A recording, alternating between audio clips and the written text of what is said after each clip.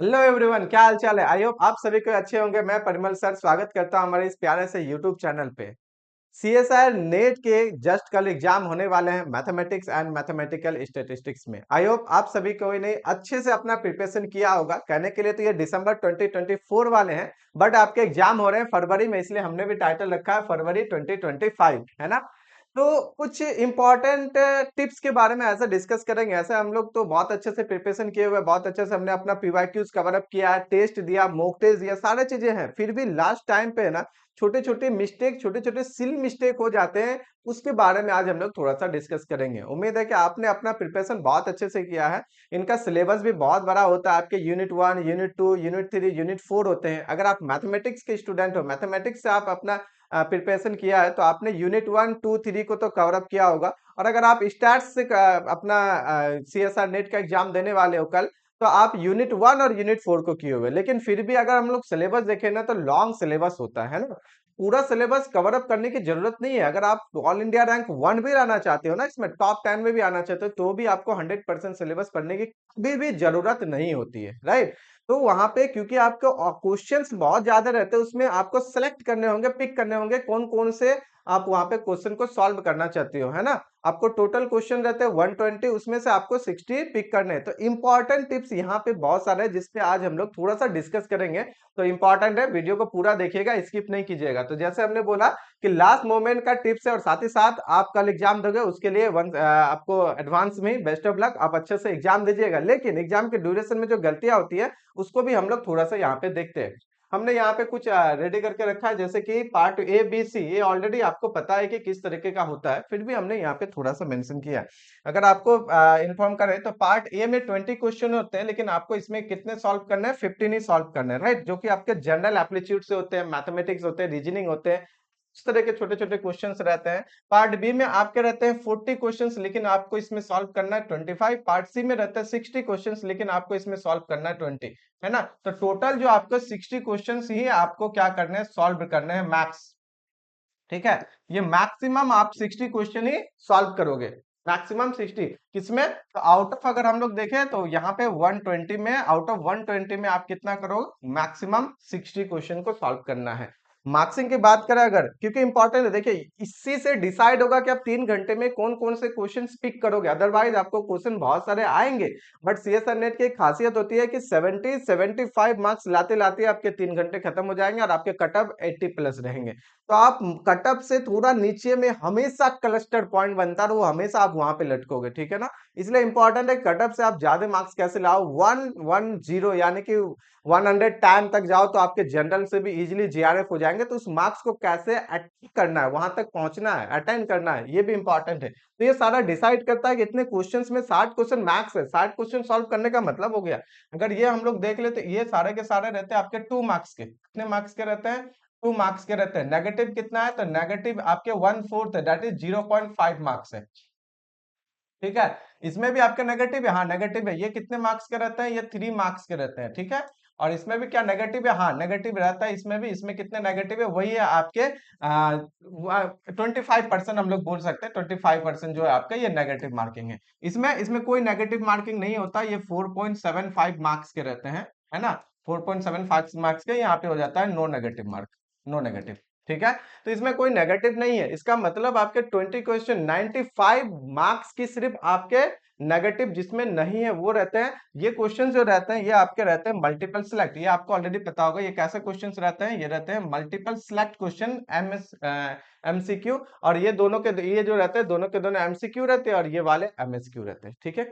अब इंपॉर्टेंट बात समझिएगा, 3 घंटे डिसाइड करना है, उस 3 घंटे में क्वेश्चंस बनाना है। अगर आप सारे क्वेश्चन देखने ले जाओगे, अगर आप मैथ के हो तो स्टेट वाले नहीं देखोगे, लेकिन वहां पे आपको स्किप स्किप स्किप करना पड़ेगा। इसमें भी पता है पूरे 120 क्वेश्चंस में से मैथ वाले एक साथ रहते हैं, समटाइम्स एक साथ नहीं भी रहते हैं, है ना। अलग अलग सेट रहता है। तो उसमें क्या होता है कि सारे क्वेश्चन देखने में कम से कम आपको सिर्फ स्किप करने में 10 मिनट निकल जाएगा, प्लस हिंदी और इंग्लिश बाय लैंग्वेज में रहेंगे।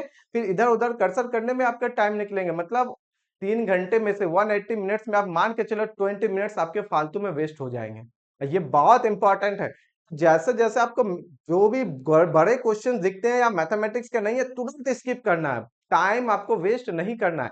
आपने अगर अच्छे से सेक्शन ए का प्रिपरेशन किया तो सेक्शन ए में क्वेश्चंस बनाइए, बट अगर आप जो वहां के रीजनिंग क्वेश्चन में फंस जाओगे, आप सोचोगे अपना प्रोबेबिलिटी लगाओगे कि शायद ये हो जाएगा, शायद ये हो जाएगा, हिट एंड ट्राई लगाओगे, उससे अच्छा है कि आपका जो पार्ट बी और पार्ट सी है जिसके आपने प्रिपरेशन किया आइदर मैथमेटिकल स्टैटिस्टिक्स में और मैथमेटिक्स में, अब इन पे ज्यादा फोकस करना है। इनमें इजी क्वेश्चन जितने आपको पार्ट ए सेक्शन ए में लगे उसको फटाफट सॉल्व कर लीजिए, बट जो कुछ क्वेश्चंस रीजनिंग वाले हैं तो है ना वो कॉन्सेप्चुअल होते हैं, थोड़ा सा आपको उसमें फंसाएगा, धीरे धीरे करेगा, वहां पे आपके वेस्ट ऑफ टाइम होते हैं, राइट।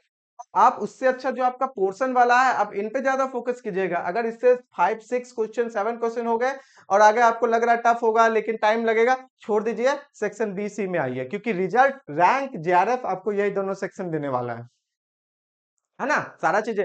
हाँ इम्पोर्टेंट है, ये सेक्शन इम्पोर्टेंट है, क्योंकि अगर ये नहीं रहेगा तो फिर इनसे आप जेआरएफ को अटेम्प्ट करोगे क्योंकि बहुत टफ हो जाएगा। क्यों?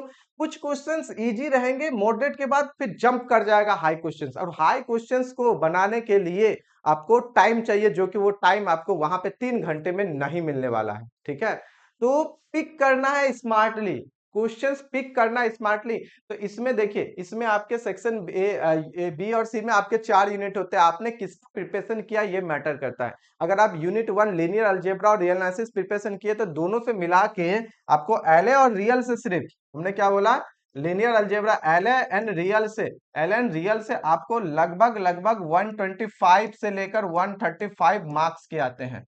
125 से लेकर 135 मार्क्स के आते हैं, कोई छोटी बात नहीं है। इसमें सिर्फ यूनिट 1 से आप चाहो तो जेआरएफ निकाल सकते हो। आप यूनिट 4 अगर आप स्टैट्स के स्टूडेंट हो, अब यूनिट 4 को सिर्फ देख लोगे तो सिर्फ उससे भी जेआरएफ हो सकता है। आपने अगर यूनिट 1 और यूनिट 4 अच्छे से किया तो आप बहुत अच्छे रैंक लेके आ सकते हो, लेकिन फिर वहीं पे डिसाइड होता है कि आप क्वेश्चंस को कितना तरीके से बनाओगे, पिक करना आपको आता है कि नहीं आता है, क्योंकि क्वेश्चन आपको आएंगे, ऑब्वियस बात है। क्वेश्चंस आपको 120 में 60, अगर 60 आप सॉल्व कर लेते हो तो 60 आपके 200 मार्क्स के होते हैं। कितने मार्क्स के हो जाएंगे 60 क्वेश्चन? अगर आप यही 60 क्वेश्चन सॉल्व कर लो यहाँ से तो ये 200 मार्क्स के होंगे, ठीक है। ये हो जाएंगे आपके 200 मार्क्स के, है ना। सारे तो 200 मार्क्स के 60 क्वेश्चन सॉल्व करने हैं नहीं, तो आप वैसे क्वेश्चन पिक करना जो आप इजीली पहले सॉल्व कर पाओ राउंड राउंड 1 में। माने कि आप 1.5 घंटे का 1 घंटे का राउंड लेना, पहले वैसे क्वेश्चन को टारगेट रखना जो इजीली सॉल्व हो, जो छोटा क्वेश्चन होता है जो 3 मार्क्स के हो सकते हैं। मल्टीपल सिलेक्ट में भी आपको सॉल्व करना है, एटलीस्ट मल्टीपल सिलेक्ट में आपके 10 क्वेश्चन तो ये आपके करेक्ट होने ही चाहिए, तभी आपका कटअप बनेगा, तभी आप मतलब क्वालिफाई कर पाओगे नेट के लिए, अदरवाइज बहुत मुश्किल है ना, बहुत मुश्किल है। कम से कम 10 क्वेश्चन, 60 में 20 बनाने, मैथ्स आप सॉल्व कर सकते हो, उसमें से 10 क्वेश्चन तो आपको करेक्ट करने हैं, बाकी आप लगा सकते हो हिट एंड ट्रायल करके, अगर नहीं आता है तो बाई चांस सही हो गए तो एक भी क्वेश्चन तो 4.75 मार्क्स एक्स्ट्रा, नहीं हुए तो कोई बात नहीं, ठीक है। एटलीस्ट इसमें से 10 क्वेश्चंस आपके सही बनने चाहिए। अब बात आता है कि यूनिट 1 सिर्फ आपने किया और 4 किया, स्टार्ट वाले आप हो तो इजीली 10 क्वेश्चंस इजीली होंगे। यूनिट 2 और 3 अगर आप मैथमेटिक्स में हो तो उसमें आपके मॉडर्न अलजेब्रा कॉम्प्लेक्स हो जाएंगे, इस सब से क्वेश्चंस अच्छे आते हैं, राइट। फिर उसमें आप जैसे टोपोलॉजिकल स्पेस से बहुत ज्यादा पढ़ना पड़ता है, न्यूमेरिकल में 1 2 क्वेश्चन आते हैं, बहुत ज्यादा पढ़ना पड़ता है। उसमें तो आप चाहो तो इग्नोर भी कर सकती हो, है ना, इंटीग्रल इक्वेशन से क्वेश्चन कर सकती हो, एक क्वेश्चन इजी आता है।